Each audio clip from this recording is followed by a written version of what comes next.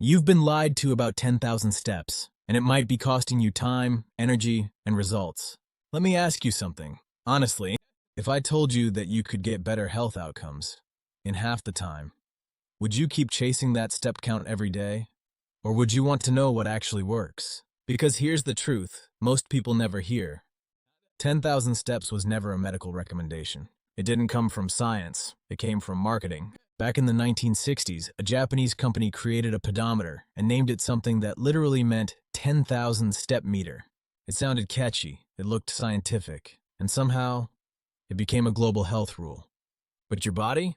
It doesn't care about catchy numbers. It responds to stimulus. And this is where things get interesting, because research now shows that your health benefits don't even start at 10,000 steps. They start much lower. In fact, most of your risk reduction for heart disease, diabetes, even early death begins around 2,500 to 4,000 steps and plateaus around 7,000. So no, you don't need 10,000 steps to be healthy. But here's the real question.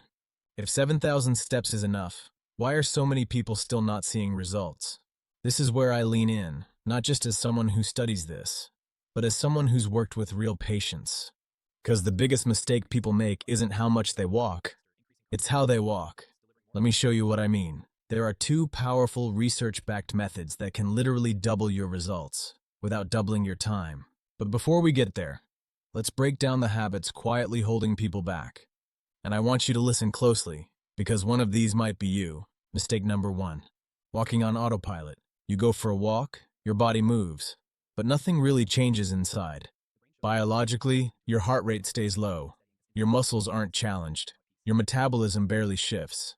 Emotionally, it feels frustrating, like you're doing the right thing, but nothing is happening. Day to day, you stay stuck. Same effort, same results. Now here's the twist. What if just 3 minutes could change that? Mistake number 2. Believing longer is better. More steps, more time. But your body doesn't reward duration the way you think. It rewards intensity. Without that, your cardiovascular system doesn't adapt. Your insulin sensitivity barely improves. And over time, this leads to something deeper than frustration. It leads to quiet burnout. You start skipping walks, losing motivation, questioning yourself. And here's where most people give up. But stay with me, because this is where everything shifts. Mistake number 3. Avoiding intensity completely. Not because you're lazy, but because no one explained it properly. High intensity doesn't mean collapsing on the floor. It means challenging your system just enough to trigger change. And this is exactly where the Japanese interval walking method comes in. Here's how it works. Simple, but powerful.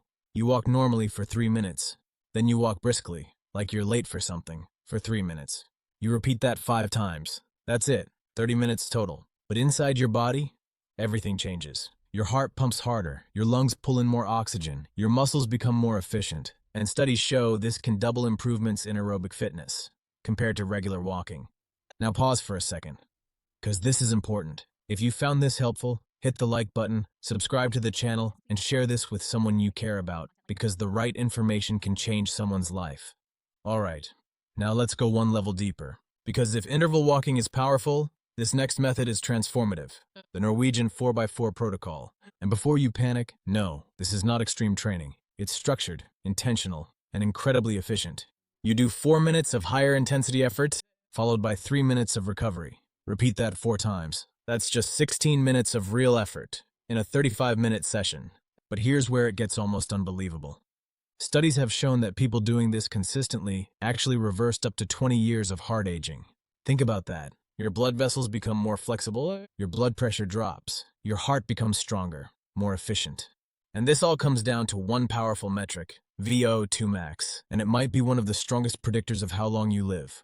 Higher VO2 max, stronger heart, better endurance, lower disease risk, lower VO2 max, higher risk of heart disease, stroke, even early death. So when you train with intensity, even briefly, you're not just exercising. You're upgrading your body's survival system. You don't need to obsess over 10,000 steps. You need to move with intention. Start with walking, build consistency, add intervals, trigger change, progress to structured intensity, transform your health, and do it at your pace.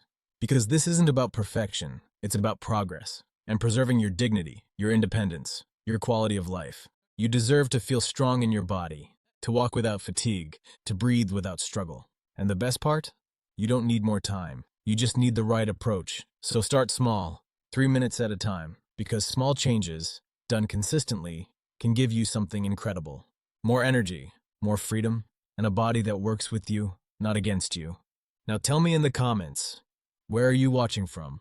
And remember, your health is not a number on a step counter. It's a system you can train, improve, and take back control of. I'll see you in the next one.